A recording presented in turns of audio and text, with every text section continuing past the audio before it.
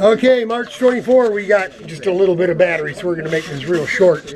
I saw this stuff sitting here, Braden's MK20 fairing, the new fairing. It won't be here till, I think it's coming tomorrow. But what did come was those rock shifter stuffers. This one that's in here right now is real tight, man. Get you up real quick. This one's real tight. Choose your own finishes and make it your own. Here's the unbelievable part. 0% financing. That's right. 0% mortgage when you purchase a Danbury home. But that's good, right? And we're saying it again. 0% financing. This one just drops right in, but it is the exactly what I was looking for. Where was this guy back before we started this nightmare of a project here that still, by the way, won't come out. The blue air on it, nothing. It won't move. So we'll just end up sawing it in half, throwing it away.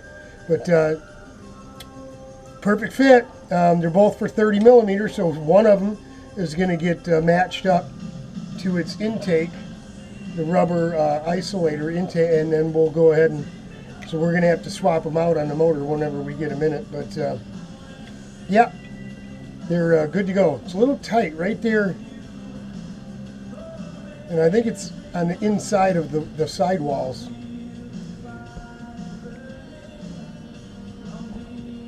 But it is real nice. Yep, it's tight, but she fits real good. Perfect. So, bingo, this project over.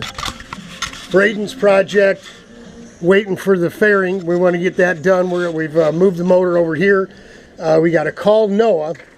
He said, call me when you're ready to put the clutch together, and I'll walk you through it. So, we'll do that, and we'll probably get the motor mount onto the cart first, and then take those two big Allen bolts out, and this thing just is on a dovetail, right? So you just slide this top piece on and off. What we're going to do is just kind of sit it on there first, put this on, the base on first, and then set the engine on top of one of these sets of holes and see how it sits compared to the seat of the cart, right?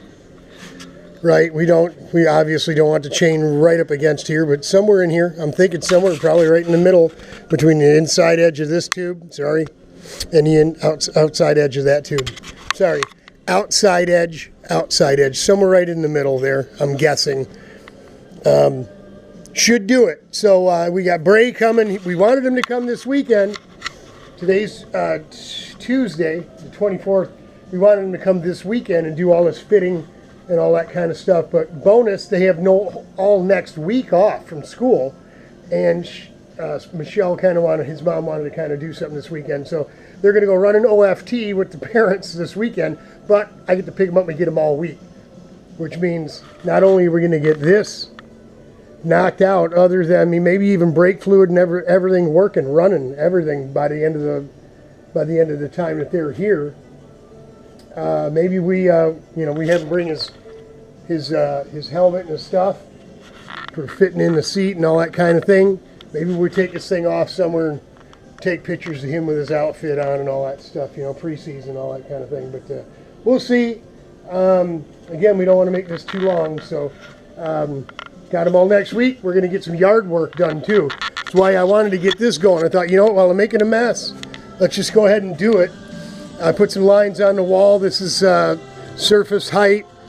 This 1.5 inches down, which is the thickness of the top. And so we're going to probably put something. I think what we're going to do is get these here. These metal things right here. A couple of those. That's what we did with our bench with the vise over there. And we'll put a 2x4 on the wall, right top of it, even with this red line. Then we'll go ahead and put those metal 2x4 holders on, one here, one there. It won't go right up against the wall because you got the flange that you need to put the screws in. Right, there's one up there as well. Right, let's take you over here where the light is, and you can see them. They're on everything. I put them on everything, right? So that's a good 3/4 of an inch from the edge of this here to here. So it'll be off the wall a little, but it doesn't matter. All that is tin and foam. Right? This was just going to be too low for us to use to mount anything. This is 3 feet, and that's the same height as everything else in here, so we wanted to kind of keep that whole thing going. Don't know, we won't be able to really get cabinets up in here because we got all this electrical. We are mounting cabinets right to that 2x4 and into this 2x4, even if they're longer. That's really the only place you have to screw to hold a cabinet to the wall. So we're really kind of out of business, so to speak. You know, unless maybe we do something, a little different.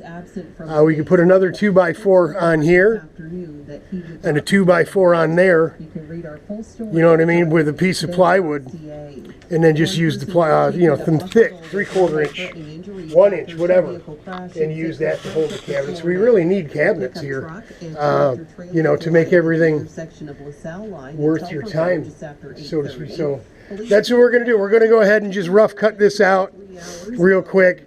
Make sure, you know, but we got to get our support on there too. We're going to build frame and make doors and stuff for the front of this whole thing too. So all that is going to be storage for all of our crap we've got around. The stuff that's in here, all the stuff that's underneath that rack, all this stuff over in here, right, is all going to get, and then we'll have this complete 6 foot. We're going to cut it here, and we're going to cut it here. And yes, folks, yes, I did. You know I did, Glenda. I took a piece of, that's right, I took a piece of the Formica off. So once we cut it, I'll have a piece to glue on the front edge of this piece here, right? We're probably going to have to pop this off and fill it in here too. So we'll have a 6-footer on wheels with a bottom in it, cabinet doors on either side. So this thing will be filled probably with, we're going to do go-kart parts here and more long-term go-kart stuff here and here. We'll take we got all of our Repsol in there, 2T and 4T, and probably get that up in the cabinets. We've got our bore gauge, sorry, outside micrometer, the micrometer holder for measuring a piston, for honing and making sure you've got correct wall clearance. That's what all those tools are for. We have our barrette, delicate stuff that's been in the house, and we'll be able to put out here because we don't let it get too cold out here in the winter. Everything will be okay at 55, 60 degrees, and we should be okay. So there you go. We'll go ahead and just going to rough cut this thing in just to get it fit up here and see what it looks like, and then go from there. We'll get the circular saw out and drag this thing outside tomorrow and cut this thing out. God willing, it's supposed to rain. So while we're waiting to get Bray's parts, we're going to get as much other stuff done as we can. And hopefully, start getting some of this clutter and stuff out of here. Make room, more of a permanent home for this thing here is going to be probably backed up to my toolbox. So it's... and then Rich is going to bring his cart this weekend, so the old Ren Speed will go in the back room. It's still, we're not sure what we're doing about paint or powder coat. I'm probably going to paint it. We got to paint Bray's wheels. We got to get those wheels painted right away so that paint has as much time as possible to cure before we try to put tires on them. Busy over here at the China shop. Come on out and help me out. Join me. Have a seat. We got real beer and no alcohol beer. Come on out and have a taste. Have a seat. Watch me work. Godspeed, God bless. Hang in there, y'all. I'm praying for you. And you know why? Because it's going to get better. Because Jesus is on his way. He might come have a no alcohol beer with you. You never know. You never know. We're going to get after it.